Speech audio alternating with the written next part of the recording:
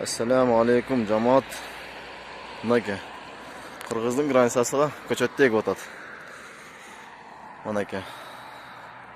Yo'ldan bo'yina tajiklar уже chiqib kelib жатат. Bu birlikdagilar granitsani birinchi granitsadan boshlaydi zo'rotlarni. Bilmayim ne qilib o'tatlar ular.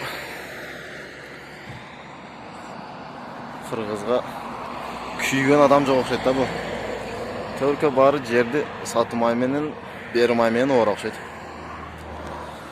Бу бары эртең монетке жолго чыкса, биздин жашообуз кандай болуп калат билбейм. Бу эл уктап атабыз да. Ойгон ойлуу туугандар. Кеч боло элегиде ойгонуш керек. Кыргыз эли. Кыргыз элим ойгонуш керек. Мынакей, бул жерге көчөттө экти. Эмдиги жылы бул жерге келип бир катта зданияны отургузуп туруп, манага жак каратып, магазинини же бир нерсесин ачып койсо, ошону менен бүттү да. Тажиктер анан жолду бияктан тоса турган болот да.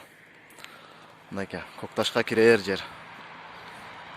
Фуралар өтүп атат. Пограндар турат. Өкмөт уруксатты бериптир эккенге. Пограндар эч нерсе кыла албай атат.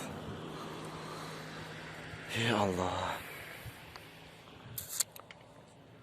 Шундака.